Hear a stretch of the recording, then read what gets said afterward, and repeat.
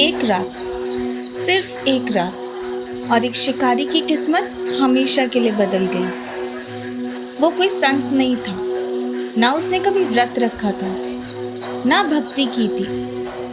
वो तो जंगलों में जानवर मारकर अपना पेट भरने वाला एक साधारण शिकारी था। लेकिन उस दिन थी अमलाकी एकादशी। राजा चित्ररथ का पूरा राज्य व्रत में था।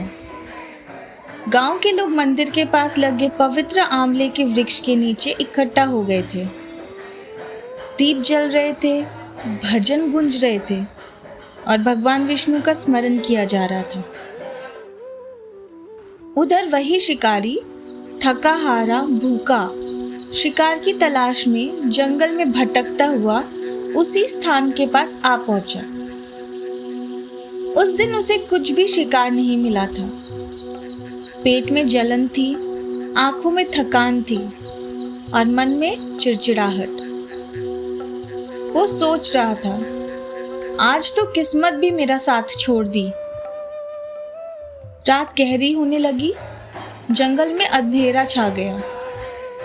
डर के मारे वो पास ही उस आंवले के वृक्ष के नीचे बैठ गया, जहां भजन की धुन अभी भी चल रही थी।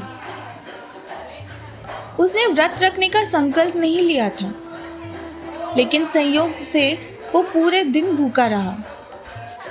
उसने जागरण करने का निश्चय भी नहीं किया था, लेकिन डर के मारे उसकी आंखों में नींद नहीं आई। वो बस बैठा रहा और कानों में पढ़ते रहे भगवान के नाम, नारायण नारायण। धीरे धीरे उसका कठोर मन भी शांत होने लगा। उसे समझ नहीं आया, पर उस रात उसके भीतर कुछ बदल रहा था। सुबह हुई, भोर की पहली किरण पड़ी। लोगों ने पूजा पूरी की और अपने घर लौट आए। शिकारी भी वहां से चला गया। उसे नहीं पता था कि उसने अनजाने में क्या कर लिया था। समय बीता और एक दिन उसकी मृत्यु हो गई।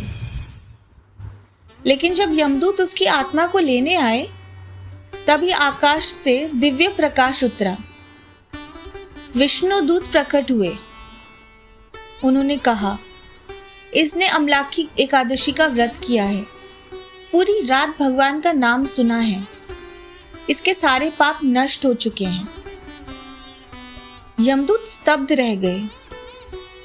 एक साधारण शिकारी जिसने जानबूझकर भक्ति भी नहीं की, वो भी मुक्त हो सकता है।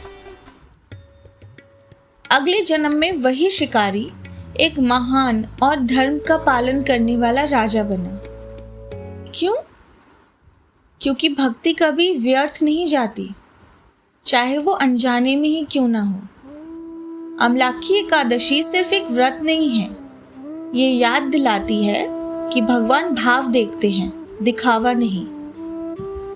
कभी कभी एक सच्ची रात पूरी जिंदगी बदल देती है।